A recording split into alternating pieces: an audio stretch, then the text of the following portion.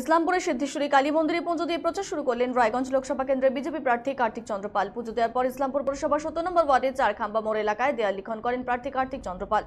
এরপর সেখান থেকে সোজা বেরিয়ে দাড়িভিটে নিহত তাপস বর্মন এবং রাজ্য সরকারের সমাধিতে শ্রদ্ধা জানানোর পর নিহত তাপস এবং রাজেশের পরিবারের সঙ্গে দেখা করেন রায়গঞ্জ লোকসভা কেন্দ্রের বিজেপি প্রার্থী কার্তিক চন্দ্র পাল।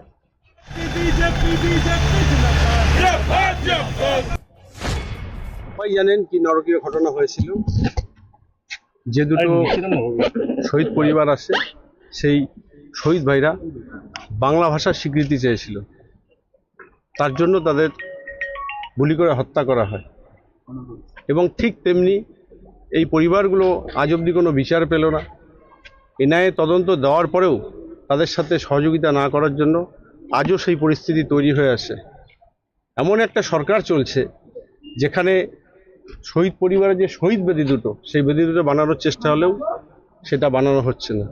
ঠিক তেমনি আপনারাও দেখেছেন কালিয়াগঞ্জেরও দুটো শহীদ পরিবার ঠিক একইভাবে সেই পরিস্থিতি হয়েছে, যে নরকীয় ঘটনা ঘটেছে। এই ব্যবস্থার পরিবর্তন না হলে আগামী দিনে কেউ নিরাপত্তা, মানুষ কারোরই নিরাপত্তা নেই, সবাই নিরাপত্তার অভাব বোধ করবে। কি অন্যায় ছিল এদের। আজকে বড় বড় বাংলা ভাষা নিয়ে অনেক কথা হচ্ছে, তারা তো বাংলাই চেয়েছিল, তারা তো অন্য কিছু চায়নি। এটা আমাদের, এর আগেও আমি এসেছি এখানে, এটা আমাদের একটা অনেক বড় দুঃখ। আগামীতে, আজকে আমি এখন এই মুহূর্তে কোনো রাজনৈতিক কথাই বলবো না, কিন্তু লক্ষ্য থাকবে এই শহীদ পরিবারগুলো যেন ন্যায্য বিচার পায়। দাদা বলছি যে গত নির্বাচনে এখানে দেবশ্রী চৌধুরী উনি প্রার্থী ছিলেন, সেই সময় উনিও দাঁড়িয়ে থেকে তার নির্বাচনী প্রচার শুরু করেন এবং তিনি বলেছিলেন যে দোষীদের শাস্তি দেওয়া হবে, কিন্তু ওনার কার্যক্রম শেষ হয়ে গেল, কিন্তু এখনো দোষীরা কোনো শাস্তি পায়। আপনি কি প্রতিশ্রুতি দিচ্ছেন? দেখুন, এনআইএ তদন্ত তো দিয়েছে, তারপরে রাজ্য সরকার কোনো রকম সহযোগিতা করছে না।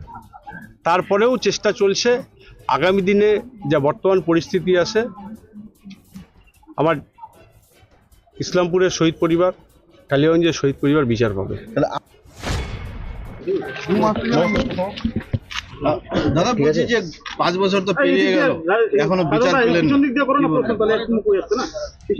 আমরা বিচারের আশায় আছি, 5 বছর হয়ে গেছে, এখন কি করা যাবে?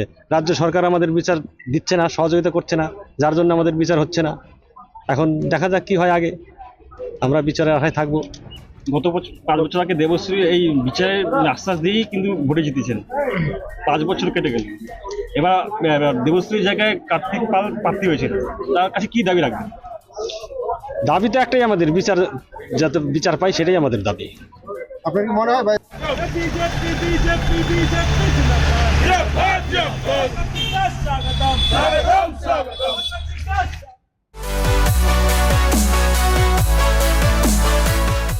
আমাদের শক্তি আপনাদের নির্ভরযোগ্যতায়, আমাদের ওই সততা আপনাদের বিশ্বস্ততায়, আমাদের প্রত্যেকটি গৌরত্ন পরীক্ষিত এবং কার্যকারী।